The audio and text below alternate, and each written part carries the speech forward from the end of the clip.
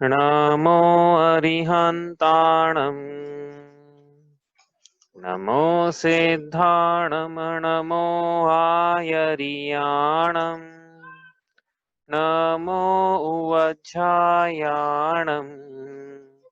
नमो लोये सवसाहुणम् तीन भुवन में सार वीतराग विज्ञानता शिव स्वरूप शिवकार नमः त्रियोग समारिके। परम मांगलिक ग्रंथ श्री छड़ाला जी हैं, इसके रचयिता पंडित श्री दौलत राम जी हुए हैं। इसके अंतर्गत उन्होंने 6 ढालें लिखी है। ढाल का मतलब आपको बताया था, ढाल का मतलब दुखों से बचने के लिए, युद्ध के मैदान पे जैसे शत्रुओं के आक्रमण से बचने के लिए ढाल होती है, वैसे संसार के दुखों से बचने के लिए ये 6 ढालें हैं। इनका इस्तेमाल करके क्या करना है, दुखों से बचना है। तो पहली ढाल में उन दुखों का वर्णन है जिन दुखों से बचना है, दूसरी ढाल में उन दुखों के कारणों का वर्णन है, और तीसरी से छठी ढाल तक उन दुखों से बचने के उपायों का यहाँ पे वर्णन किया है। हम पढ़ रहे हैं तीसरी ढाल। तीसरी ढाल में सम्यक दर्शन का वर्णन है। सम्यक दर्शन क्या होता है अपन समझेंगे, हालांकि पहली ढाल से समझते आ रहे हैं, लेकिन अब चूंकि ढाल ही आई है तो विशेष रूप से इसका यहाँ पे हम प्रयोजन समझेंगे कि मतलब क्या है, सम्यक दर्शन का अर्थ क्या है। तो पहली ढाल, दूसरी ढाल के बाद अब तीसरी ढाल यहाँ पे शुरू करें तो हम एक जो हमारी एनोलॉजी थी वो याद करें कि तीसरी ढाल का वर्णन क्यों हो रहा है यहाँ पे। तो भाई एक्चुअली पहली, आपको ये भी बोल सकता है ना कि भाई तीसरी ढाल यहाँ मोक्ष मार्ग की प्ररूपना चलना है, मोक्ष मार्ग का वर्णन चलना है, तो फिर तीसरी ढाल को सबसे पहले लिखना चाहिए था। मोक्ष मार्ग की बात ही पहले लिख देते सबसे पहले, क्यों फिर ये संसार के दुखों की कथा बतलाई और संसार के दुखों का कारण बतलाया, सीधे ही दुखों से बचने के उपाय बतलाए, तो मोक्ष मार्ग का प्ररूपण होना चाहिए क्योंकि उपदेश तो मोक्ष की प्राप्ति है। तो वहां पे क्या है कि देखो ये 6 डाला जो है ना, ये प्रारंभ में किन जो स्टार्टिंग में जो धर्म का धारण करते हैं, जो ज्यादा स्वाध्यायी नहीं होते हैं, जो कि स्वाध्याय प्रारंभ करना चाहते हैं, उनके लिए ग्रंथ लिखा गया है। मूलतया सभी को पढ़ना चाहिए, लेकिन ये ग्रंथ में जैसे आप सूत्र जी पढ़े या रत्नाकर शाहूकारचार्य जी पढ़े तो वहां सीधे ही मोक्ष मार्ग की बात की है, लेकिन यहाँ 6 ढाला में तीसरी ढाल में वो मोक्ष मार्ग की बात करी है। क्यों? क्योंकि भाई पहले जीव को श्रद्धान कराना था। किस बात का श्रद्धान कराना था? कि यह जीव जो है यह दुखी है, ये रोगी है। जैसे एक रोगी वेद के पास जाता है और अपना लक्षण बतलाता है, तो उन लक्षणों से वेद उसको बतलाता है कि भाई जैसे यहाँ हार्ट में पेन हो रहा है उदाहरण के लिए, तो उसको हल्के में मत लो, ये लाइफ थ्रेटनिंग प्रॉब्लम है। तो फिर उसका श्रद्धान करे कि हाँ मैं रोगी हूँ, फिर वो रोग का कारण पूछे, उनसे परहेज करे, फिर जो निदान लिख के दे डॉक्टर उस पर वो चलता है। यदि वो पहले ही वो निदान लिख के दे दे और रोग का निश्चय नहीं कराए कि भाई ये तुमको है, तो निदान पे चलने वाला नहीं है रोगी, उसको लगता है कि मैं ठीक ही तो हूँ, इसलिए पहले रोग का निश्चय कराए। ठीक उसी प्रकार यहाँ पे पहली ढाल में दूसरी ढाल में क्या, संसार के दुखों का कारण, संसार के दुखों की व्यथा बतलाई, कथा बतलाई, फिर उसके बाद उन दुखों का कारण बतलाया। तो इससे क्या होता है कि जो जीव है उसको धर्म धारण करने के प्रति रुचि जागृत होती है। नहीं तो प्रश्न ये उठता है ना कि जीव धर्म का धारण करे ही क्यों, जिन्होंने धर्म का धारण किया उनका क्या सुधार हो गया और जो नहीं कर रहे हैं उनका क्या बिगाड़ हो गया। तो यहाँ पे ये प्रश्न का उत्तर इससे मिल जाता है कि धर्म का धारण सुखों की प्राप्ति के लिए है। इस मार्ग पर चल के उन दुखों का अंत होगा, जिन उन रोग का, संसार नाम के कोढ़ का अंत होगा इस धर्म रूपी अमृत का पान करने से। तो ये इसकी रूपरेखा है। आगे अब 3, 4, 5, 6 ढालों में सम्यक दर्शन, सम्यक ज्ञान, सम्यक चारित्र का इसमें वर्णन आएगा। अब अपन पढ़ते हैं, ये पहला छंद हम पढ़ रहे थे, इसको एक बार पढ़ते हैं। लेकिन देखो शुरुआत तो वहीं से करेंगे जहां से हम थोड़ा पिछली क्लास का रिवाइज करेंगे, और जो लोग पहली बार ही सुन रहे हैं मान लो स्वाध्याय, उनको भी समझ में आए, इस प्रकार से चलेंगे तो आपको ऐसा लगेगा कि थोड़ा रिपीटेशन है। रिपीटेशन तो वैसे भी है ही ना इसमें, दूसरी ढाल में जो जो पढ़ा है वो सबका रिपीटेशन तो वैसे भी है यहाँ पे। तो अंतर क्या है कि पहले भाई नास्ति से धर्म की विवक्षा की थी, अब अस्थि से करेंगे। पहले ऐसा बोला था कि मिथ्या दर्शन, मिथ्या ज्ञान, मिथ्या चारित्र इसका अभाव ये धर्म है। अब बोलेंगे सम्यक दर्शन, सम्यक ज्ञान, सम्यक चारित्र इसका सद्भाव ये धर्म है। तो इसलिए नास्ति अस्ति इस प्रकार से व्याख्या चलेगी। तो जो हमने पढ़ा है उसी का थोड़ा थोड़ा उसको स्पर्श करेंगे। हमने कल भी बताया था, परसों भी बताया था कि थोड़ा थोड़ा स्पर्श करेंगे हर विषय को यहाँ पे, लेकिन हाँ सबको समझ में आए इस प्रकार से हम यहाँ चलेंगे। तो उसको छंद को पढ़ते हैं एक बार। आत्म को हित है सुख सो सुख, आकुलता बिन कहिए, आकुलता शिव माहि न ताते, शिव मग लाग्यो चाहिए, सम्यक दर्शन ज्ञान चरण शिव मग सो दुविध विचारो, जो सत्यारथ रूप सुनिश्चय कारण सो व्यवहारो। इसका अर्थ कर रहे थे, तो इसका अर्थ करने के पहले हमने को बहुत कुछ समझना पड़ेगा। इस यहाँ तक पहुंचने के लिए भूमिका बनानी पड़ेगी। हम सीधा अर्थ खोलना शुरू करेंगे तो भाई कुछ लोगों को समझ में नहीं आएगा, या भाव भाषा नहीं होगी कि चल क्या रहा था। तो हमने क्या अर्थ खोलना शुरू किया था, हमने बिल्कुल बेसिक क्वेश्चन से शुरू किया था। जैन सिद्धांत प्रवेशिका आदि का पहला प्रश्न पहली ढाल में भी दूसरी ढाल में भी हमने यहीं से शुरुआत की थी। यहाँ भी अभी भी इसी क्वेश्चन से शुरुआत कर रहे हैं कि पहली बात तो विश्व किसे कहते हैं। हाँ, विश्व 6 द्रव्यों के समूह का नाम विश्व है। जो जो भी हम विश्व देख रहे हैं, जान रहे हैं, ज्ञान का विषय बन रहा है, कुछ ना कुछ तो है ना प्रतीति हमारे कि हाँ ये कुछ होता है। तो ये है क्या विश्व? विश्व में 6 द्रव्य पाए जाते हैं, बस 6 द्रव्यों का समूह है, बस इसके अलावा कुछ नहीं। Collection of 6 matters. तो वो 6 द्रव्य कौन कौन से हैं, उनके नाम क्या है 6 द्रव्यों के? तो ये जाति अपेक्षा 6 द्रव्य हैं। जाति मतलब कैटेगरी बना दी कि एक कैटेगरी, तो जितने भी जीव हैं उनको जीव में डाल दिया, जितने भी स्पर्श रस गंध मंडल उनको पुद्गल में डाल दिया, इस प्रकार से कैटेगरी बना दी। तो जाति अपेक्षा 6 द्रव्य कौन कौन से हैं? जीव, पुद्गल, धर्म, अधर्म, आकाश, काल। संख्या अपेक्षा कितने हैं तो भी देखेंगे, इसमें प्रसंग आएगा जीव की संख्या कितनी है, जीव की, पुद्गलों की संख्या कितनी है, धर्म, अधर्म, आकाश, काल की संख्याएं कितनी है। संख्या की बात नहीं कर रहे हैं अभी, जाति अपेक्षा ये शब्द याद होना चाहिए। जीव, पुद्गल, धर्म, अधर्म, आकाश, काल। अब ये क्या क्या है? धर्म, अधर्म, आकाश, काल क्या है? ये इसका वर्णन विस्तार से तीसरे ढाल में आगे आएगा, तो हम यहाँ भी नहीं कर रहे हैं। हाँ, जीव पुद्गल हमको समझना है क्योंकि पहला ही शब्द उसमें आत्म आया है, तो आत्म समझने के लिए जीव समझना होगा। और वो मोक्ष भी आया है, तो मोक्ष समझने के लिए पुद्गल भी समझना होगा। तो थोड़ा सा हम समझेंगे, लेकिन इसका भी विस्तार से विवेचन तो इसी ढाल में आगे आने वाला है। लेकिन उसके पहले 6 द्रव्य आया ना, 6 द्रव्यों का समूह, 6 द्रव्यों के नाम आ गए, 2 चीज हो गई। तो तीसरा प्रश्न उठा कि आपने बोला 6 द्रव्यों का समूह, तो द्रव्य किसे कहते हैं ये बतलाइए। तो हमने उसकी परिभाषा बनाई क्या, कि द्रव्य मतलब गुणों का समूह। यहाँ ये देखो स्क्रीन दिख रही होगी आपको, द्रव्य मतलब गुणों का समूह, इसे द्रव्य कहते हैं। अब गुणों का समूह मतलब क्या? Collection of properties. अब कलेक्शन तो समझ में आता है, समूह तो समझ में आता है, लेकिन गुण क्या होते हैं? फिर प्रश्न ये उठा, तो गुण क्या होते हैं तो नहीं समझ में आ जाता। तो इतना याद रख लेना कि जिससे मिलकर द्रव्य बना होता है उसे गुण कहते हैं।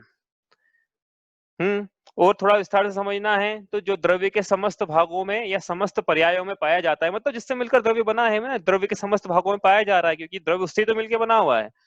गुणों का अभाव हो जाएगा तो द्रव्य का अभाव हो जाएगा। इससे द्रव्य की सत्ता है मतलब उसके पाए जाने वाले अनंत गुणों की सत्ता है उसमें, और समस्त पर्यायों में पाया जाता है। ऐसा नहीं कि पर्याय बदल गई तो गुण का अभाव हो गया या कोई नया गुण आ गया। वो जो पर्याय है वो वास्तव में गुण की ही तो पर्याय है।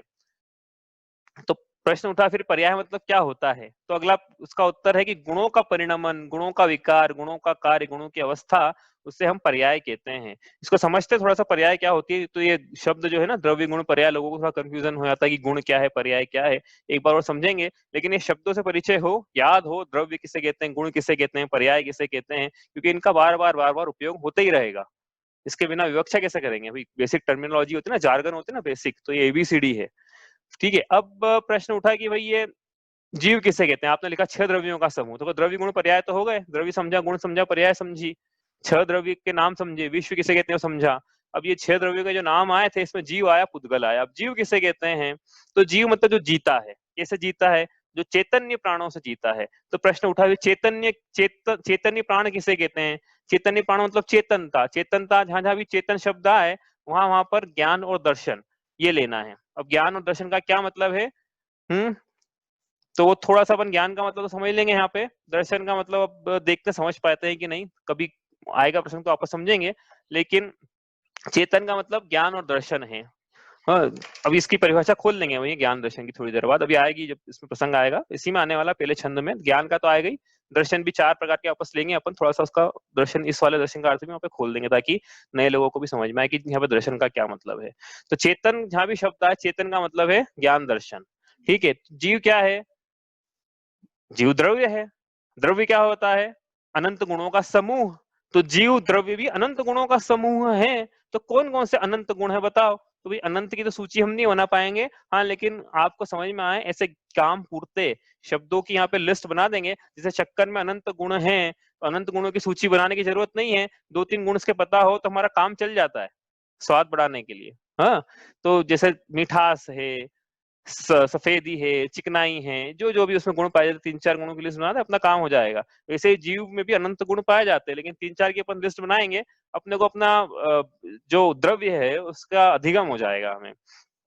तो जीव में कौन कौन से गुण होते हैं, अनंत की तो नहीं बता पाएंगे, हाँ, लेकिन कौन कौन से आप बता सकते हो। तो ये आपको याद रखना है, जीव में ज्ञान, दर्शन, सुख, वीर्य, एक सेट याद रखना है। ज्ञान कॉमा दर्शन कॉमा सुख कॉमा वीर्य, ये सब गुणों के नाम है। ज्ञान नाम का गुण है, दर्शन नाम का गुण है, सुख नाम का गुण है, इससे मिलकर बना हुआ है कौन? पंडित दौलत राम जी का जीव। नहीं, मैं जान रहा हूं ना, ज्ञान क्या करता है? जिसके द्वारा जाना जाता है, करण साधन से ज्ञान कहते हैं। तो मैं जान रहा हूँ कि नहीं जान रहा हूँ? कोई ऐसा है हम में से जो ये बोले कि नहीं मैं नहीं जानता हूँ? तो पहले भी बताया था, उसके गाल पे एक जोर से चमाट क्या करेंगे अपन? चाटा लगाएंगे, उसकी अक्ल ठिकाने आ जाएगी, वो जान रहा है कि नहीं जान रहा है। क्यों? क्योंकि यदि वो दर्द दर्द से कहरा रहा है, इसका मतलब भाई जाना कि नहीं जाना, कि भैया मैं जानता हूँ, तो ऐसा कैसे बोलो कि मैं नहीं जानता हूँ? मतलब मैं जानता हूँ।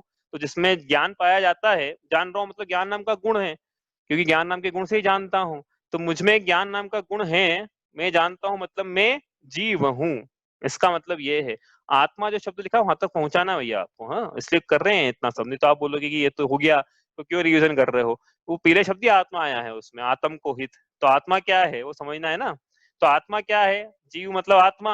हम्म आत्मा का वैसे एक्चुअल मतलब ये है कि जिसका जो गमनशील रहे, जिसका गमन होता रहे।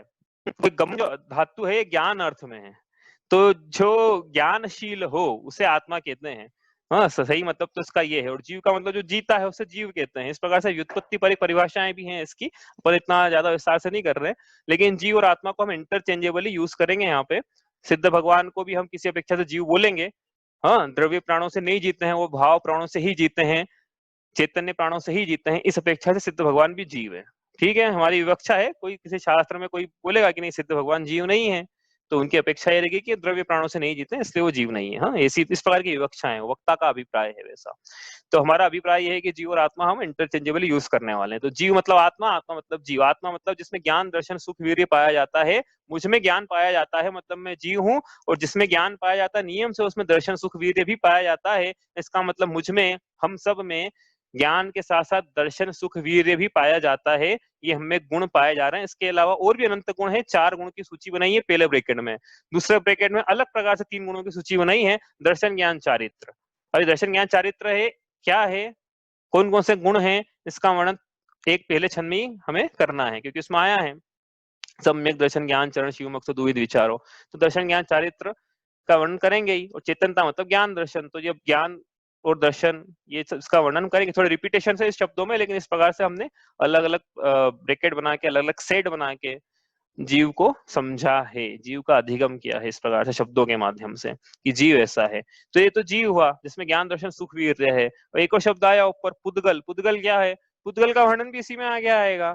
लेकिन पुद्गल क्या है अभी समझने के लिए, कि पुद्गल भी एक द्रव्य है। जैसे एक जीव द्रव्य होता है, वैसे पुद्गल भी एक द्रव्य है। तो पुद्गल द्रव्य, तो इसमें भी अनंत गुण पाए जाते हैं क्या? हाँ, इसमें भी अनंत गुण पाए जाते हैं। तो 2-4 की लिस्ट तो बनाओ। स्पर्श, रस, गंध, वर्ण, और कॉमा लगा के बहुत सारे और गुण हैं, लेकिन स्पर्श, रस, गंध, वर्ण से हमारा काम चल जाएगा।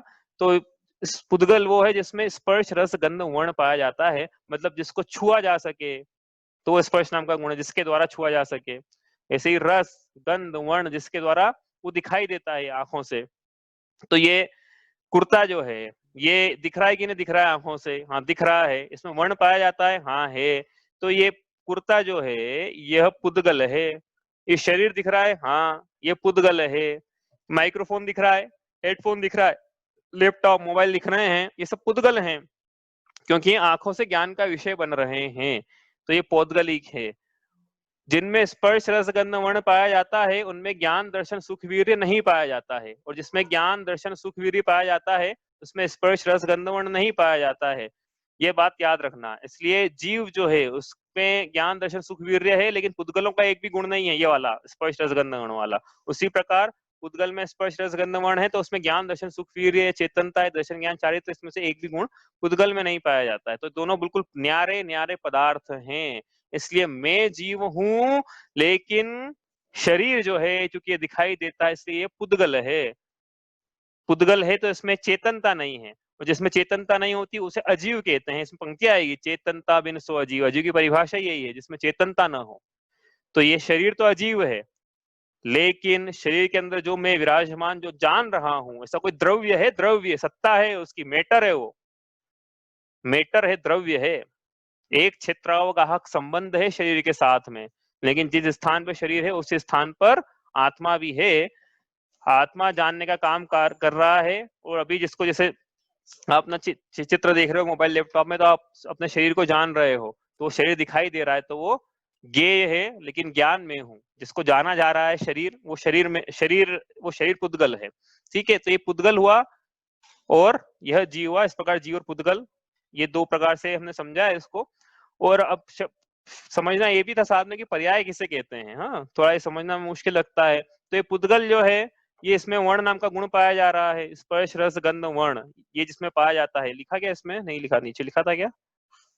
हाँ, जिसमें स्पर्श रस गंध वर्ण पाया जाता है उसे हम पुद्गल कहते हैं। तो वर्ण पाया जा रहा है ना उसमें, तो कुर्ते में वर्ण पाया जा रहा है। इस वर्ण नाम के गुण की क्या अवस्था है, क्योंकि गुणों की अवस्था को हम पर्याय कहते हैं। तो इस वर्ण नाम के गुण की अभी श्वेत अवस्था है, तो इस वर्ण की पर्याय श्वेत है। कुर्ते की, अब ऐसा कहेंगे, कुर्ते की पर्याय ही श्वेत है, क्योंकि गुण गुणी से सर्वथा भिन्न नहीं है। हाँ, ये समझ में नहीं आया तो कोई बात नहीं, लेकिन हाँ, ये वर्ण जो है इसकी पर्याय श्वेत है। वर्ण की अवस्था श्वेत है, सफेद है। इस प्रकार से या सॉफ्ट है तो उसकी स्पर्श की पर्याय सॉफ्ट है। इस प्रकार से गंध आ रही है, सुगंध आ रही है मान लो, तो इसकी पर्याय गंध सुगंध है, की पर्याय सुगंध है। इस प्रकार से ठीक है, आ रही ना समझ में बात? तो इस प्रकार से गुणों की अवस्था को पर्याय कहते हैं। तो द्रव्य गुण पर्याय, जीव पुद्गल, विश्व किसे कहते हैं, द्रव्य किसे कहते हैं, ये हमने अभी पढ़ा। कोई पूछना है किसी को तो आप पूछ लो, वरना हम आगे चलते हैं यहाँ से। ये तो हमारा रिवीजन था। ये शब्द इंपॉर्टेंट है सब, इससे इनका रिवीजन करा क्योंकि ये बार बार काम में आने वाले हैं। ठीक है, अब अपन आते हैं ढाल पे। क्या पढ़ रहे हैं हम, उस पे आते हैं, क्योंकि इतना विषय ढाल की समझने के लिए जरूरी था। अब यहाँ पहला शब्द है आत्म। आत्म मतलब आत्मा, आत्मा मतलब, और आत्मा मतलब जब भी आत्मा बोले हैं तब ये अभिप्राय में होना चाहिए कि मेरी बात चल रही है, मेरी बात, भगवान की बात नहीं चल रही है। कोई पुराण थोड़ी पढ़ रहे हैं हम। ये हमारी बात पढ़ रहे हैं, हमारी बायोग्राफी है ये। पहली ढाल में तो पढ़ी कम से कम। हाँ, तो ये हमारी बात, मैं आत्मा हूँ, मैं जानता हूँ, तो मेरी बात चलना है यहाँ पे। और कोई आपको आपकी बात बताए तो आप कितने चाव से सुने, उतने चाव से इसको सुनना है। तो आत्मा का क्या हित है, ये प्रश्न है। क्यों हित? क्योंकि हम हित चाहते हैं, हम कल्याण चाहते हैं अपना। ऐसा कोई है जो अपना कल्याण नहीं चाहता हो, अपना हित नहीं चाहता हो कि नहीं हम तो अपना अहित चाहते हैं? कोई भी चींटी भी हो तो अपने, उसको भी इतनी संज्ञा है कि वो अपने हित की वहां पे मतलब प्राणों की रक्षा रूप जो हित है उसका, उसकी वो प्राप्ति कर लेती है। उसको भय संज्ञा होती है, क्योंकि उसको पता रहता है कि यहाँ जाऊंगी तो मेरा मरण को प्राप्त हो जाऊंगी, या नहीं जाना चाहिए। इस प्रकार की संज्ञा चींटी को भी पाई जाती है। वो भी अपना हित का निर्णय, मतलब लोक व्यवहार में इसको हित कहा जाता है, उसका निर्णय वो कर लेती है। तो प्रत्येक प्राणी हित चाहता है, कहने का मतलब तो ये है। अब वो हित कहाँ है कहाँ नहीं वो अलग बात है, उसको पहचान है कि नहीं अपने हित की, तो पहचान अभी करेंगे हम लोग। लेकिन हित तो हर प्राणी चाहता है, चाहे वो विकलत्र हो, एकेंद्रीय हो, पंचेंद्रीय हो, कोई भी हो, हर प्राणी अपना कल्याण चाहता है। ऐसा कोई है क्या जो अपना कल्याण नहीं चाहता है? तो उसको फिर स्वाध्याय में आने की जरूरत ही नहीं है, क्योंकि ये तो कल्याणकारी सीख है। हाँ, तो क्या है ना पहले कि कल्याणकारी सीख का वर्णन करेंगे यहाँ पे। तो फिर कल्याण किसमें है हमारा? हमारा कल्याण किसमें है? हमारा कल्याण सुख में है। मतलब सीधी सी बात है कि हम सुख चाहते हैं। कोई ऐसा है अब जो ऐसा बोलना चाहता है कि मैं सुख नहीं चाहता हूँ? कोई भी ऐसा नहीं मिलेगा जो कि सुख नहीं चाहता है। हर प्राणी जे त्रिभुवन में जीव अनंत सुख चाहे, सुख चाहते हैं हम। जितने भी हमारे पुरुषार्थ हैं, पहले ही बताया था ना आपको कल या परसों, जितने भी हमारे पुरुषार्थ हैं सुबह से लेके शाम तक, रात में सोने से लेके अगले दिन वापस सुबह तक, जितने भी आयु पूर्ण करी है इस मनुष्य गति में और उसके पहले भी जितनी गतियां हुई हैं सब गतियों में, उन सब पुरुषार्थों के बीच में एक ही अंडरलाइंग रीजन था, सुख की प्राप्ति, द अर्ज ऑफ हैप्पीनेस। हमें सुख चाहिए, बस जैसे तैसे हमें सुख मिल जाए, सुख की प्राप्ति हम करना चाहते हैं। कोई इसमें ऐसा तो नहीं है कि ऐसे कोई नई बात आ गई, हाँ, कि ये तो बिल्कुल हमें तो नहीं चाहिए सुख, या आप नई बात बता रहे हो, ये तो भी कॉमन सेंस वाली बात है कि हमें सुख चाहिए। तो अब बोलते हैं कि देखो, सुख चाहते हैं तो सुख की प्राप्ति हुई कि नहीं हुई अभी तक? इतने पुरुषार्थ करा अनादि काल से, द्रव्य क्षेत्र काल भव भाव पंच परावर्तन करते हुए प्रत्येक जगह, प्रत्येक द्रव्य में, प्रत्येक भाव सम्यक को छोड़कर प्रत्येक काल में, प्रत्येक स्थान पे जीव ने जन्म लिया। एक एक कण कण को जी भव वन में जी भर घूम चुका, कण कण को जी भर भर देखा, मृग सम मृग तृष्णा के पीछे, मुझको न मिली सुख की रेखा, झूठे जग के सपने सारे, झूठी मन की सब आशाएं, सारे पुरुषार्थ झूठे साबित हुए, सारी आशाएं झूठी साबित हुई। क्यों झूठी साबित हुई? सच्ची तब बोलता है जबकि वो पुरुषार्थ करा तो उसकी प्राप्ति में जो हम चाहते थे वो मिलता, हम सुख चाहते हैं हमें सुख मिलता, तो हम बोलते हैं हमारे पुरुषार्थ सच्चे थे। लेकिन पुरुषार्थ तो हमने किया, लेकिन सुख की जगह दुखों की प्राप्ति हो रही है।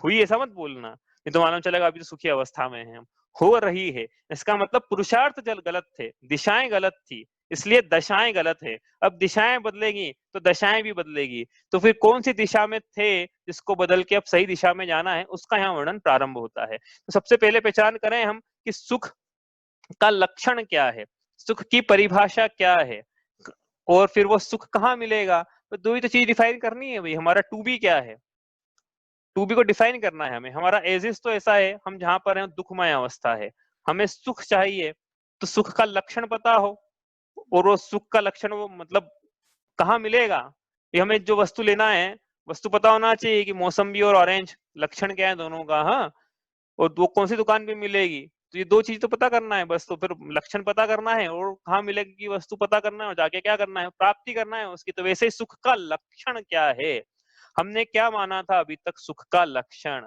हमें ऐसा लगता था कि अनुकूलताओं की प्राप्ति, अनुकूलता बोल रहे हैं भैया, हाँ आकुलता नहीं बोल, अनुकूलताओं की प्राप्ति सुख रूप है और प्रतिकूलताओं की प्राप्ति दुख रूप है। इंद्रिय विषय भोगों की अनुकूलता हो तो वहां सुख है, और इंद्रिय विषय भोगों की प्रतिकूलता हो तो वहां दुख है। परिग्रह ज्यादा हो तो सुख है, परिग्रह न हो, दरिद्रीपना हो तो दुख है। अच्छा नौकरी व्यापार धंधा पानी शरीर का सौंदर्य चले तो सुख है, ये और यदि ये प्रतिकूल हो जाए, काया में रोग आ जाए तो दुख है। अभी तक ये लगता था कि इष्ट का संयोग सुख रूप है, इष्ट का वियोग दुख रूप है। अभी तक ये लगता था कि अनिष्ट का संयोग दुख रूप है, अनिष्ट का वियोग सुख रूप है। इस प्रकार अभी तक यह जीव अनुकूलताओं में सुख और प्रतिकूलताओं में दुख मानता था। तो क्या इसकी मान्यता सच्ची थी? इसने जो माना सच्चा माना, यदि माना होता तो क्या सुख की प्राप्ति हुई अनुकूलता प्राप्त होने पर? क्यों होती तो है सुख की प्राप्ति अनुकूलता प्राप्त होने पर। ऐसा अभी तो बैठे हैं, अभी क्लास में बैठे तो सब बोलेंगे नहीं नहीं हुई, लेकिन होती तो है इंद्रिय विषयों की प्राप्ति होने पर। सुख की प्राप्ति होती तो है, तो कैसे बोल रहे हो कि नहीं हुई? सुखाभास, इच्छा बोल रहे सुखाभास होता है। तो कैसा सुखाभास होता है? देखो क्या होता क्या है, जैसे कि जीवन में जिस इंद्रिय विषय भोग की प्राप्ति हमें करना है, यदि उसकी प्राप्ति हो जाए तो तत्संबंधी इच्छाओं का कुछ देर के लिए अभाव हो जाता है, तो जीव को ऐसा लगता है कि उसे सुख की प्राप्ति हुई। लेकिन वो जब अनुकूलताएं की प्राप्ति होती है या जब प्रतिकूलताएं हटती है, तब वास्तव में सुख की प्राप्ति हुई है कि दुख में कमी आई है। अब सुख की प्राप्ति होना अलग बात है और दुख में कमी आना अलग बात है। जैसे 104 डिग्री टेम्परेचर हो तो 100 डिग्री टेम्परेचर हो जाए तो ठीक हो गया, ऐसा थोड़ी है। सुखमय अवस्था साता हो गई क्या उसके? लेकिन बोलता ऐसे ही है कि साता छाता है थोड़ी हमारी, कल से तो साता है आज। 104 डिग्री से 100 डिग्री वाला साता ही बोलेगा ना, लेकिन ये साता भी 100 डिग्री वाली जो है ये असाता ही है, दुख रूप ही है, नॉर्मल अवस्था नहीं, स्वाभाविक अवस्था नहीं है। नहीं समझ में आ रहा है तो एक और उदाहरण लेते हैं कि जैसे हमें जाना है एयरपोर्ट, 25 रेलवे स्टेशन जाना है, ठीक है, 25 किलो का सूटकेस लेके हम चल रहे हैं सीधे राइट हैंड में। अब चलते जा रहे हैं भैया, प्लेटफॉर्म तो बहुत चलना पड़ रहा है, कुली भी नहीं है, ऊपर नीचे सब करना पड़ रहा है। राइट हैंड में हमने लिया है 25 किलो का हमारा बैगेज, ठीक है। अब ये हाथ दुखने लग गया हमारा थोड़ी देर में, तो अब क्या करेंगे? दुखने लग गया मतलब दुख रूप अवस्था हो गई तो अब क्या करना है? अब ट्रेन तो पकड़ना है छोड़ सकते नहीं, सूटकेस छोड़ सकते ना ट्रेन छोड़ सकते, तो अब क्या करेंगे? हाथ ही चेंज कर देंगे, हाथ दूसरा हाथ लगाएं। मतलब हाथ बोलते बोलते तो यही हाथ चेंज करना है, लेकिन होगा ये कि अपन दूसरे हाथ में राइट हैंड की जगह सूटकेस को लेफ्ट हैंड में ले लेंगे। तो अब साता हुई कि नहीं हुई? अब वो दुख रूप अवस्था थी और सुख रूप में कन्वर्ट हुई कि नहीं हुई? क्योंकि पहले हाथ दुख रहा था, अब लेफ्ट हैंड में ले लिया है। तो अब क्या हुआ कि भैया ऐसा है कि सुख तो अभी भी प्रकट नहीं हुआ है। अब ये है कि वो जो ज्यादा दुख था वो अब राइट हैंड में थोड़े दुख में कन्वर्ट हो गया। अब राइट हैंड, अब लेफ्ट हैंड जो है वो थोड़ा पेन धीरे धीरे करके बढ़ता चला जाएगा, उसका पेन बढ़ जाएगा थोड़ी थोड़ी देर में।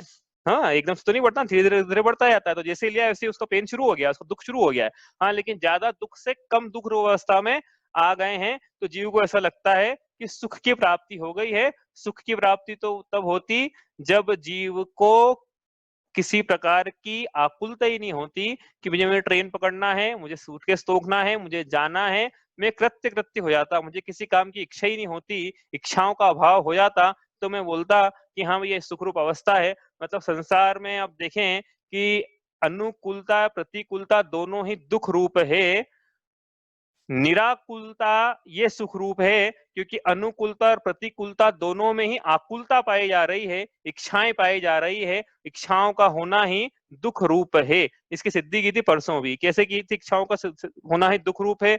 जिस समय इच्छा प्रकट हुई तब से लेके इच्छा जब तक पूरी नहीं होती है तब तक तो इच्छाओं का होना, उस वस्तु की प्राप्ति के लिए जीव लालायित रहता है, तब तक उसका होना वो तो दुख रूप अवस्था ही है ना। यदि सुख रूप अवस्था होती तो वो इच्छा की पूर्ति नहीं करता, मतलब पूर्ति करना चाहता है, इसका मतलब भी उसके दुख रूप अवस्था है, वो दुख को उसके अनुसार जो दुख है उसको मेटना चाहता है इच्छाओं की पूर्ति करके।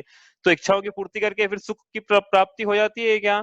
कि भाई इच्छाओं की पूर्ति करके क्या होता है, तत्काल उसी समय नई इच्छा इसको उत्पन्न होती ही है। क्यों?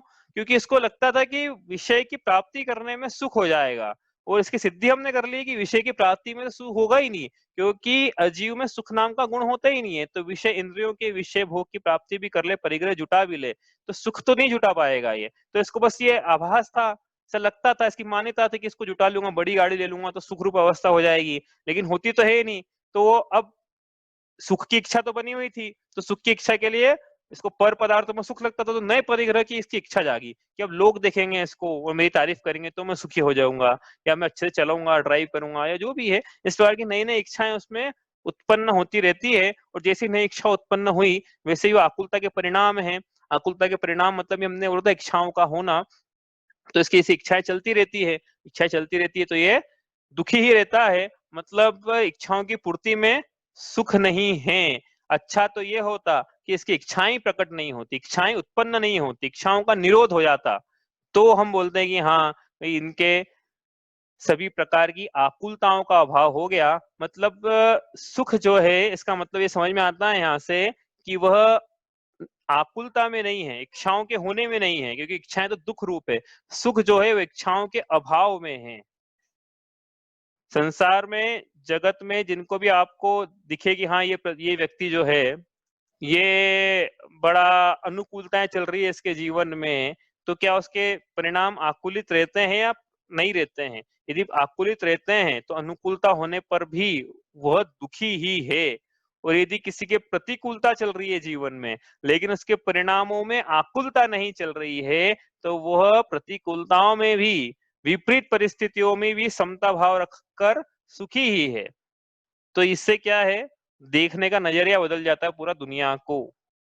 हम किस प्रकार से देखते थे, क्योंकि हमने क्या पर में सुख माना था, हमने परिग्रह में, भोगों में, वांछाओं में, इच्छाओं की पूर्ति में पर पदार्थ अपनी इच्छा अनुसार परिणमित करे, पर का स्वामित्व हमें मिल जाए, हाँ, इस प्रकार से हमारे हमने इस प्रकार से कल्पनाएं करके सुख माना था।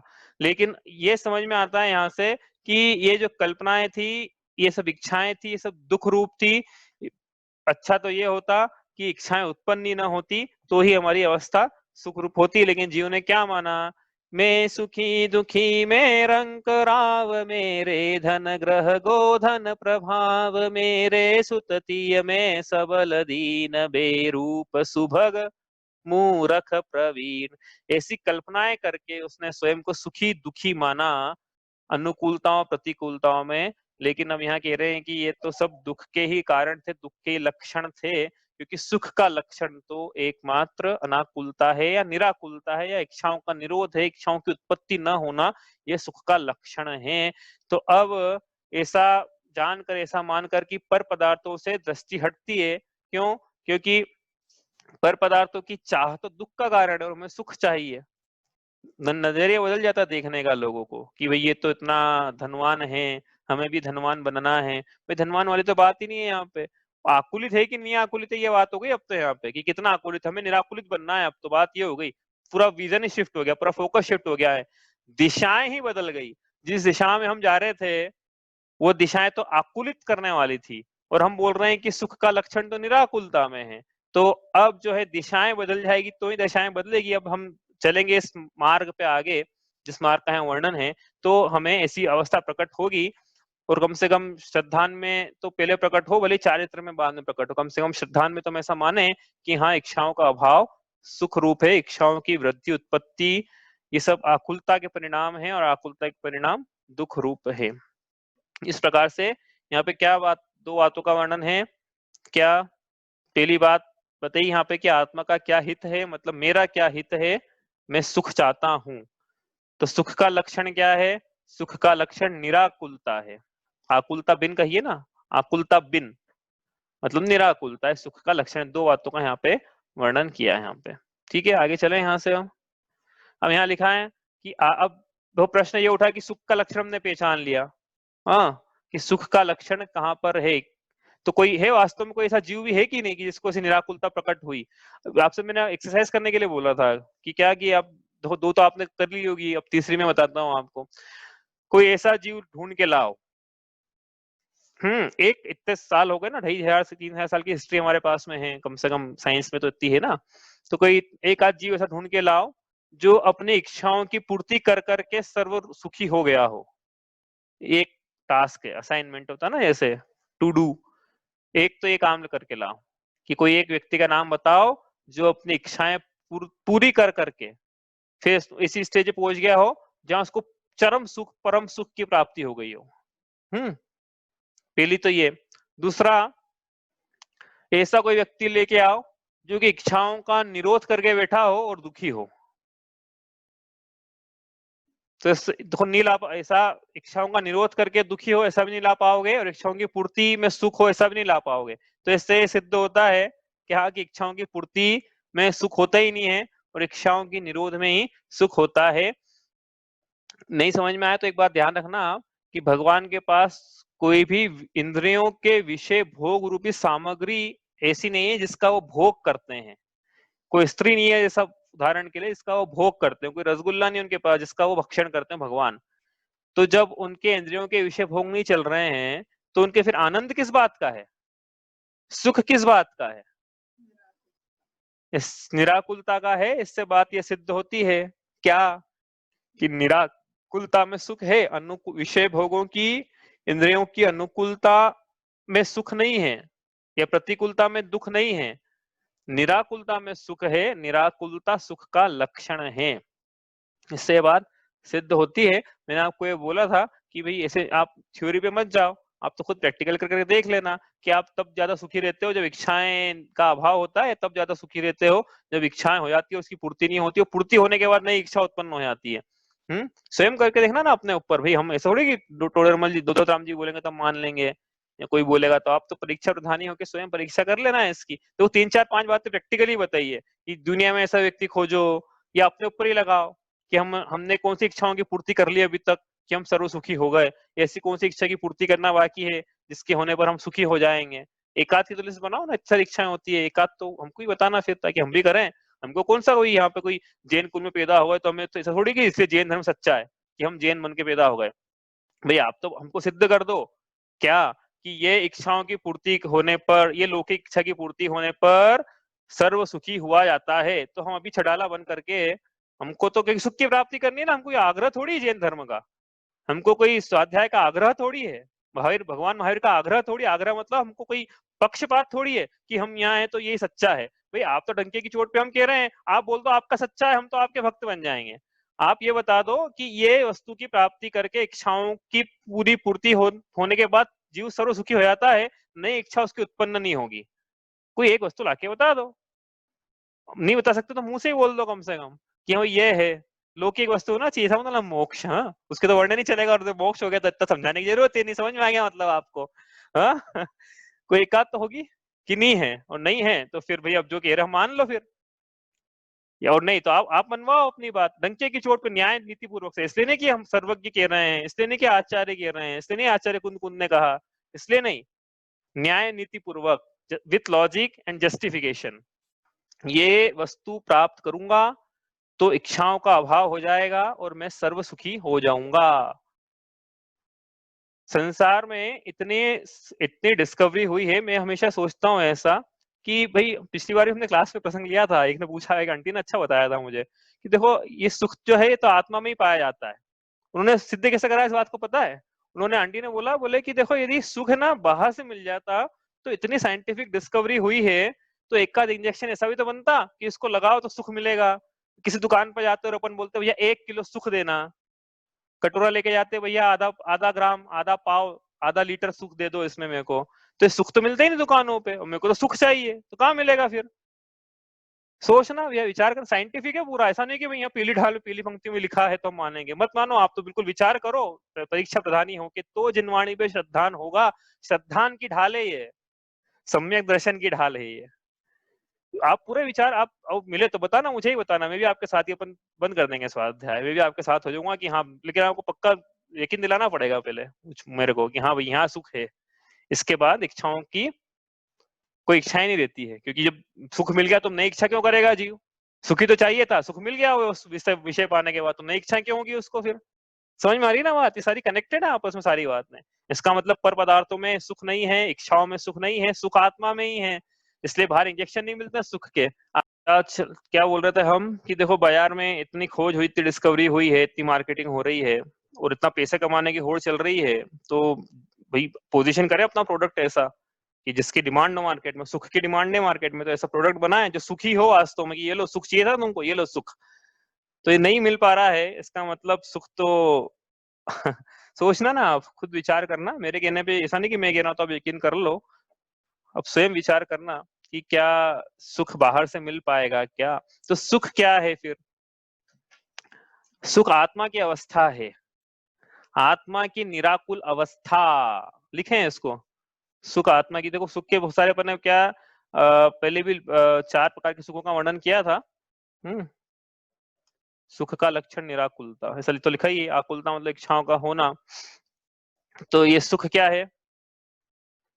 ये स्क्रीन दिख रही होगी आपको, हाँ, सुख ये आत्मा की अवस्था है, इसका मतलब ये आत्मा का भाव है, आत्मा का गुण है, आत्मा की अवस्था है। कौन सी अवस्था है ये?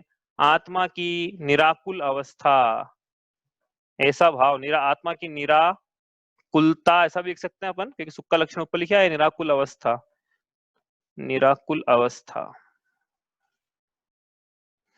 क्या है सुख?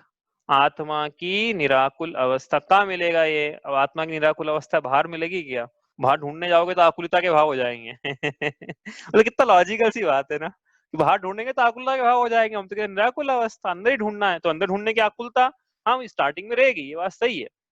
चारित्र में 10वें गुण स्थान तक वो आकुलता जरूर रहेगी, इच्छा रहेगी, लेकिन वो निराकुल अवस्था को पाने के लिए फिर उस आकुलता का भी अभाव करना पड़ेगा, तो वो निराकुल अवस्था प्रकट होगी वास्तव में। तो इस प्रकार से नहीं समझ में आ रहा है क्या ये कि 10वें गुण स्थान वगैरह क्या होता है? तो वो समझ लेंगे, आपको आराम से बाद में समझ में आएगा जब इसका प्रसंग आएगा। तो ये हुई सुख की परिभाषा। वो पहले बताया था 4 प्रकार के सुख याद होंगे आपको, इंद्रियज, मनोज्ञ, प्रशम सुख और अतीन्द्रिय सुख। तो अतीन्द्रिय वो जो बाकी पहले के 3 थे वो तो क्या है, 2 तो इंद्रिय जनित जिसको लोक में कहा जाता है, एक कषायों की मंदता, क्योंकि कषाय जो है, कषाय की परिभाषा यही थी कि जो आत्मा को दुख देख कष्य उसे दुख कहते हैं, तो उनकी जैसे जैसे हीनता होती है वैसे वैसे प्रशमता बढ़ती है, तो प्रशम भावों को भी इससे किसी अपेक्षा से सुख कहा जाता है। लेकिन वास्तव में सुख तो आत्मा का अतीन्द्रिय आनंद ही है, वो परिभाषा लिखी थी वहां पे, वही अतीन्द्रिय आनंद, मतलब इंद्रियों से पार जो आनंद आता है, आत्मा का सहज आनंद, वही सुख है, वही आत्मा की निराकुल अवस्था है, उसे यहाँ सुख कहा।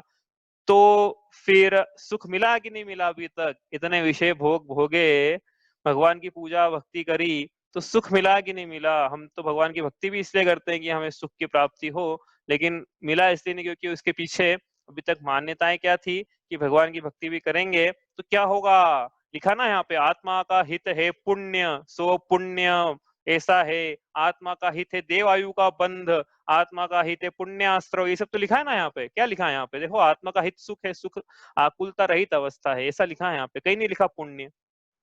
धर्म का धारण जीव पुण्य के लिए कर रहा है, कहाँ लिखा? तो ये बोल सकता है कि पुण्य के उदय सुख की प्राप्ति हो जाती होगी।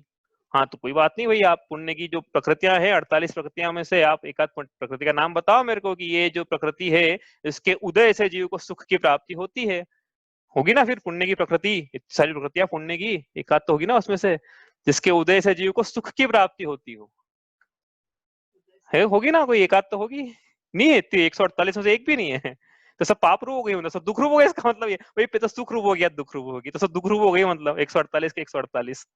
हाँ, क्योंकि क्या है कि स्वभाव की प्राप्ति के लिए कर्म की आवश्यकता थोड़ी है। यदि कर्म की आवश्यकता हो स्वभाव की प्राप्ति के लिए तो फिर वो परिणाम वैभाविक हो जाएगा, स्वाभाविक कहाँ से होगा, पराधीन हो जाएगा, स्वाधीन कैसे होगा, सिद्ध भगवान को कैसे सुख की प्राप्ति होगी। इसलिए यहाँ लिखा है कि सुख जो है निराकुल अवस्था है, तो किसी के अधीन नहीं है, आत्मा के अधीन है, और ऐसा सुख नाम का गुण मुझ में पाया जाता है। ऐसी अति सुख की अतीन्द्रिय पर्याय को मैं प्रकट करूं, उसका यह मार्ग है।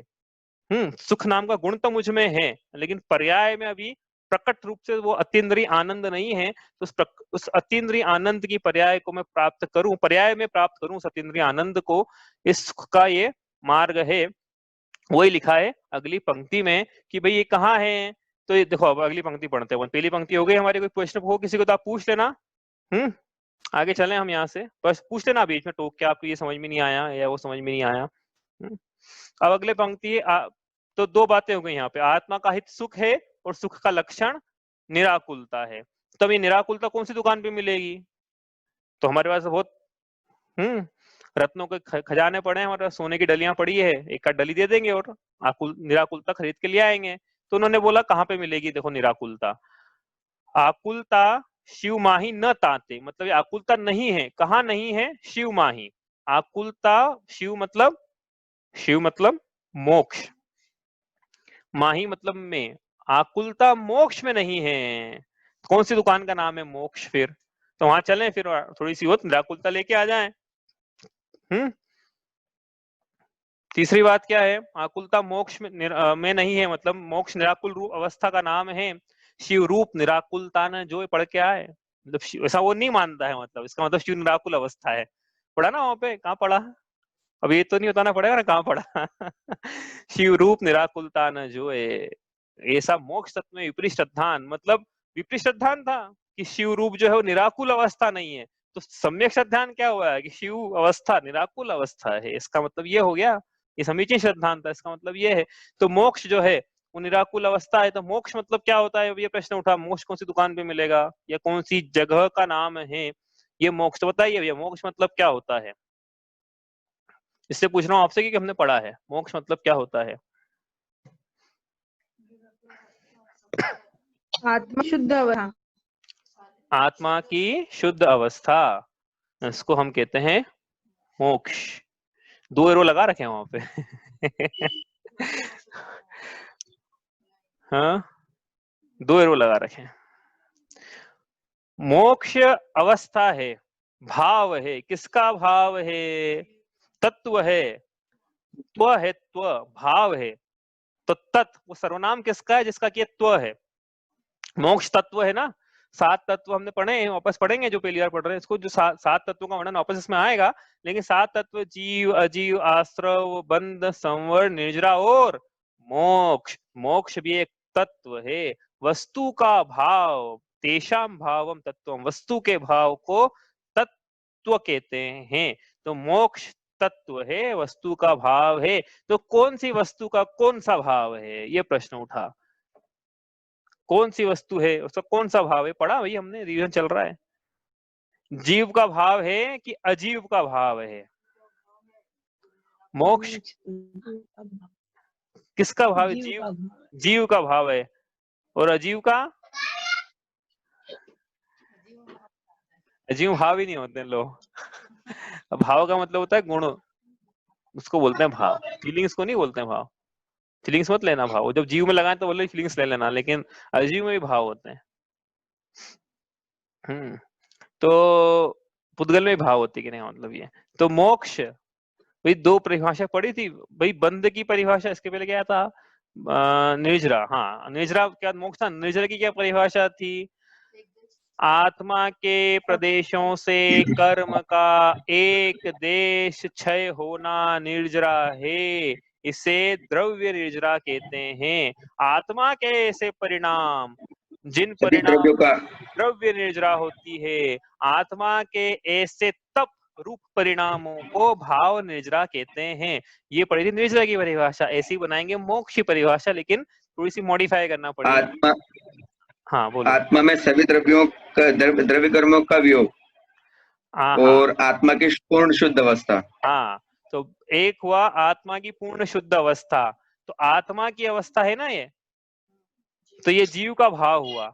आत्मा की शुद्ध अवस्था, इसे कहते हैं भाव मोक्ष। आत्मा की शुद्ध, अब अपन चूंकि पढ़ रहे हैं एक नया शब्द, तो नया शब्द यहाँ लिख लेते हैं अपन, निराकुल अवस्था, इसे कहते हैं भाव मोक्ष। द्रव्य मोक्ष आत्मा में नहीं, हाँ, आत्मा से सभी कर्मों का पूर्ण वियोग, इसे कहते हैं द्रव्य मोक्ष। ये अपन ने क्यों लिखा रहे ऐसा परिभाषा की? अपन जो चार पढ़े थे ना इसके पहले तत्व, तो उन्होंने परिभाषा ऐसी पढ़ी थी, आत्मा के जिन परिणाम, दोनों प्रकार से पढ़ी थी। कोई हमने कोई इन्वेंट नहीं की भैया, शास्त्रों में ऐसा वर्णन मिलता है। अभी अपन पढ़ेंगे ना, जब वापस पढ़ेंगे सब, आश्रव, बंध, संवर, निर्जरा और मोक्ष, वापस इसमें आएगी, तो वापस वो दोनों प्रकार से वर्णन पढ़ेंगे और गाथाएं भी अपन देखेंगे कहाँ पे वर्णन मिलता है कि आत्मा के जिन परिणामों से। हाँ, ये सब शास्त्रों की परिभाषाएं सब ये। तो आत्मा से द्रव्य कर्मों का, समस्त द्रव्य कर्मों का पूर्ण वियोग, ऐसा लिख लेना। हाँ, पूर्ण वियोग, ये क्या है?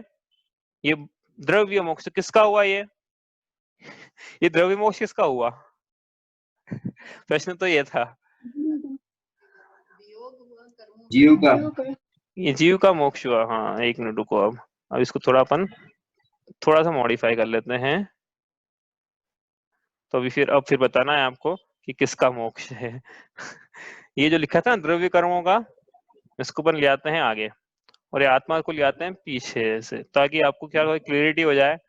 तो पिछली बार भी यही कंफ्यूजन हुआ था कि किसका मोक्ष हो रहा है। हाँ, अब बताओ, अब किसका मोक्ष हो रहा है? द्रव्य कर्मों का आत्मा से पूर्ण वियोग। अब बताओ, अब किसका हो रहा है? जीव का ही हो रहा है ना? जीव का ही हो रहा है। तो देखो, जीव का हो रहा है। अच्छा, तो भैया अब जो निर्जरा की परिभाषा थी ना, उस निर्जरा की परिभाषा पे एक दृष्टिपात और करते हैं हम। आत्मा के प्रदेशों से द्रव्य कर्मों का एक देश क्षय होना, यह किसका भाव है? जीव का भाव है कि अजीव का भाव है? अजीव का। ये अजीव का भाव है। ये भी जीव का ही।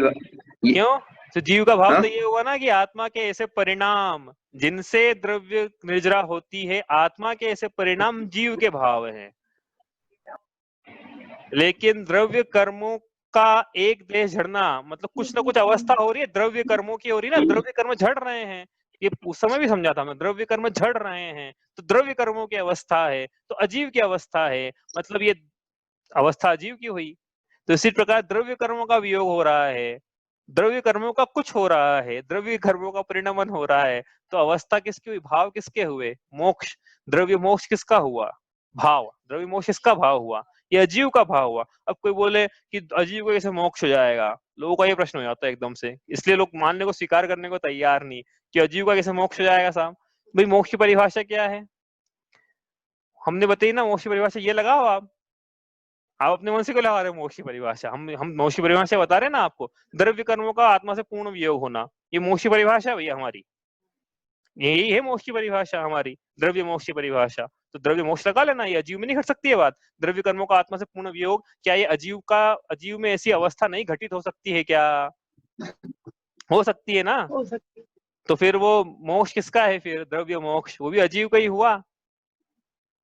कोई अब परिभाषा लगा ना, अभी बार बार यही कि आप नई बात बता रहे हो कि अजीव को ही मोक्ष हो जाता है। भाई मोक्ष, आप एक ही भाव मोक्ष को ही मोक्ष जान रहे हो, हम दो प्रकार से वर्णन करते आ रहे हैं दूसरी ढाल से, द्रव्य मोक्ष, द्रव्य निर्जरा, भाव निर्जरा, द्रव्य मोक्ष, भाव मोक्ष।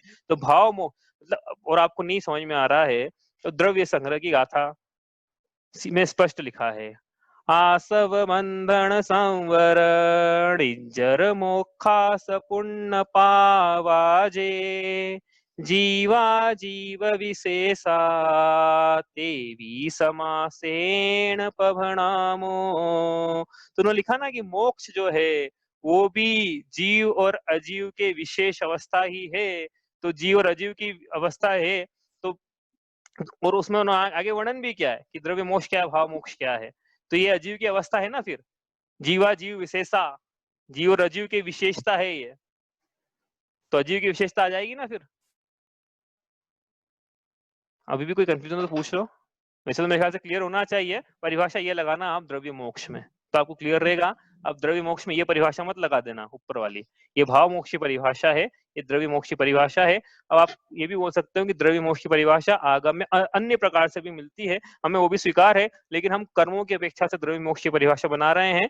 आगम में और भी परिभाषा मिलती है, जैसे कि ईशत प्रागभार पे जीव का विराजमान होना, वो भी द्रव्य मोक्ष है, वो भी स्वीकार है, लेकिन वो आत्मा को द्रव्य दृष्टि से देखा जा रहा है, उस अपेक्षा से परिभाषा है वो। हाँ, आत्मा के भाव रूप से परिभाषा नहीं है वो, मतलब द्रव्य को द्रव्य रूप से देख रहे हैं, इसलिए द्रव्य मोक्ष है वो। तो यहाँ पे हम उद्गल द्रव्य को देख रहे हैं, इसलिए द्रव्य मोक्ष की परिभाषा हमने यहाँ बनाई है। हमने क्या बनाई, मतलब इस प्रकार से ये मिलती है। तो ये इस प्रकार, ये तो मोक्ष में हालांकि विषय अपना ये नहीं था, अपना विषय तो ऊपर वाला ही है, लेकिन फिर भी आपको थोड़ा रिविजन करवा दिया मैंने कि हमने क्या पढ़ा था। ठीक है, तो मोक्ष किसे कहते हैं, शिव किसे कहते हैं, आत्मा की शुद्ध निराकुल अवस्था, ये हमारा विषय पे आ जाते हैं हम। आपको कुछ पूछना तो आप पूछ लेना भैया, हाँ, और नहीं तो अभी आगे भी आएगा ये विषय, तब भी पूछ सकते हो आप। मोक्ष की परिभाषा इसमें आइए आगे, सकल कर्म ते रहित अवस्था सो शिव थिर सुखकारी, ये पंक्ति आएगी इसमें तो वहां पे वापस करेंगे वो परिभाषा। ठीक है, तो मोक्ष आत्मा की शुद्ध निराकुल अवस्था। तो कहाँ चल रहे थे हम, हमें क्या चाहिए, हमारा हित है सुख में, सुख का लक्षण निराकुलता। निराकुलता कौन सी दुकान पे मिले, कहाँ मिलेगी, निराकुलता मोक्ष रूप आत्मा की अवस्था है।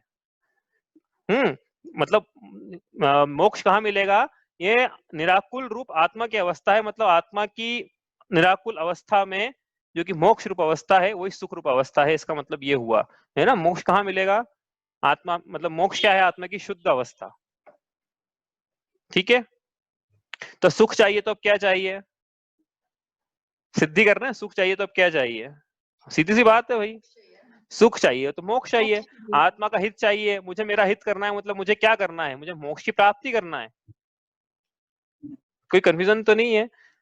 जीव धर्म का धारण करे क्यों, उस प्रश्न का उत्तर है, मुझे सुख चाहिए, सुख का लक्षण निराकुलता है, निराकुलता मोक्ष में नहीं होती, इसलिए आत्मा का हित मोक्ष में है, इसलिए मैं अपना हित करना चाहता हूं, तो मुझे मोक्ष की प्राप्ति करना है।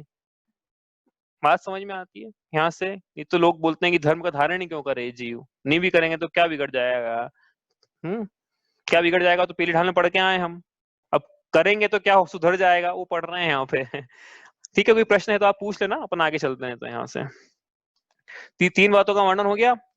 चौथी बात अब क्या लिखी यहाँ पे, देखो, आकुलता शिव माही न, आकुलता शिव में नहीं है, ताते मतलब इसलिए, शिव मग मतलब मोक्ष मार्ग में लागो चाहिए, लगना चाहिए। क्योंकि अब समझ में आ गई ना बात कि हमारी डेस्टिनेशन मोक्ष है, हमारा टू बी, जो स्टेट हमारी टू बी स्टेट है, जो स्टेट हम चाहते हैं, जो अवस्था हम चाहते हैं वो मोक्ष है, तो फिर उस रास्ते पे लगे जिस रास्ते पर चलकर मोक्ष की प्राप्ति होती है। शिवमग मतलब मोक्ष का मार्ग, तो मोक्ष मार्ग पे लगना चाहिए। किसमें लगना चाहिए? मोक्ष में लगना चाहिए ऐसा नहीं बोला, मोक्ष मार्ग पे लगना चाहिए ऐसा बोला, क्योंकि मोक्ष मार्ग पे लगेगा जीव तो मार्ग की पूर्णता पे, संपन्नता पे, वो जो डेस्टिनेशन है वही मोक्ष कहलाएगी। इसलिए यहाँ पे मोक्ष के मार्ग पे लगने का उपदेश दिया है। आपने हमको यहाँ से श्रवण बेलगोला जाना है तो सही मार्ग पकड़ेंगे तो हम पहुंच जाएंगे श्रवण बेलगोला। इसलिए ये नहीं बोलेंगे कि ड्राइवर को कि श्रवण बेलगोला चलो, उसको रास्ता नहीं पता है, तो उसको भी रास्ता बताएंगे, ये लेफ्ट ले, राइट ले, ऐसा जा वैसा जा। तो रास्ता पकड़ते हैं हम, डेस्टिनेशन नहीं पकड़ते हैं कभी भी। डेस्टिनेशन का श्रद्धान रहता है लेकिन चलते रास्ते पर हैं। इसलिए मोक्ष मार्ग पर लगना चाहिए। मार्ग का मतलब क्या होता है? मृग्यन्तेति मार्ग, जिसका अन्वेषण किया जाता है उसे मार्ग कहते हैं। इसी सूत्र जी में परिभाषा हमने पढ़ी राजवार्तिक में, मृग्यन्तेति मार्ग। ठीक है, तो मोक्ष मार्ग में लगने का उपदेश है। मतलब यहाँ से सुख चाहिए तो क्या करना है? अब सुख चाहिए तो मोक्ष मार्ग पे लगना है। धर्म का धारण क्यों करें? सुख की प्राप्ति के लिए। सुख का लक्षण निराकुलता, निराकुलता मोक्ष में नहीं है, इसलिए मोक्ष मार्ग पे लगना चाहिए। इसलिए यदि आत्मा का हित करना चाहते हो तो मोक्ष के मार्ग पे लगो। आगे बात समझ में? ये कहना चाह रहे हैं यहाँ से।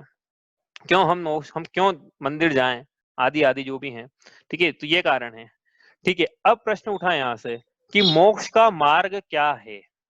आप बोल रहे हो मोक्ष के मार्ग पे लगो, तो कौन सा लेफ्ट राइट सीधा यू टर्न वगैरह क्या है? तो उन्होंने अगली पंक्ति में बतलाया। पंक्ति का अर्थ सामान्य रूप से कर लेते हैं, विशेष अर्थ कल करेंगे, क्योंकि इसमें शब्द आए दर्शन ज्ञान चार्य, उसको वापस से करेंगे। निश्चय व्यवहार ये शब्द आए वापस से करेंगे। ठीक है, अभी सामान्य अर्थ कर लेते हैं। क्या लिखा है यहाँ पे? सम्यक दर्शन ज्ञान चरण। सम्यक शब्द सब में लगाना है। सम्यक दर्शन, सम्यक ज्ञान, सम्यक चरण। सम्यक दर्शन, सम्यक ज्ञान, सम्यक चरण मतलब चरण मतलब आचरण, आचरण मतलब चारित्र। सम्यक दर्शन, सम्यक ज्ञान, सम्यक चारित्र, यह शिवमग। शिवमग ऊपर भी लिखा है, शिवमग नीचे भी लिखा है। शिव मतलब ये मोक्ष मार्ग है। आपने पूछा था कि मोक्ष मार्ग क्या है, तो ये लो भाई, सम्यक दर्शन, सम्यक ज्ञान, सम्यक चारित्र, ये मोक्ष मार्ग है। इसको परिभाषा को भी लिखने रहे, क्योंकि इसको मॉडिफाई करना थोड़ा सा। हाँ, सम्यक दर्शन, सम्यक ज्ञान, सम्यक चारित्र मोक्ष मार्ग है। लेकिन इसका दो प्रकार से विचार किया जाता है, दो प्रकार से इस मोक्ष मार्ग को जानना चाहिए।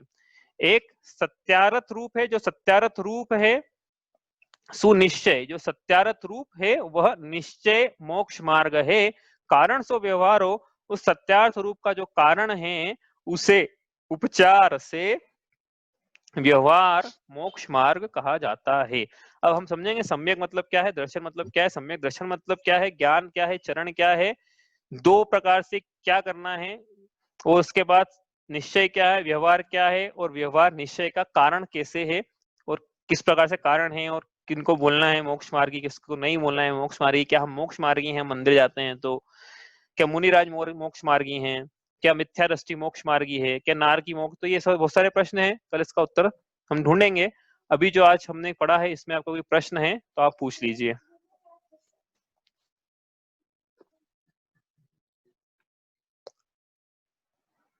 चलिए। स्याद्वादने षट्द्रव्य गुण परयाय और प्रमाण का, जड़ कर्म चेतन बंध का, अरु कर्म के अवसान का, कह कर स्वरूप यथार्थ जग का, जो किया उपकार है, उसके लिए जिन वाणी माँ को वंदना शत बार है, वंदना शत बार है।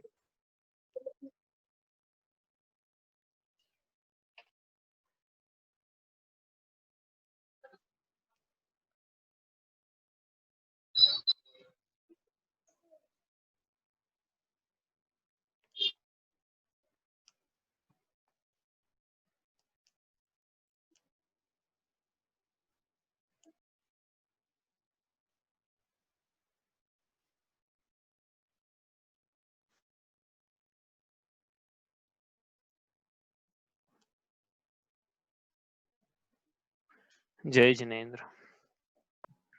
जय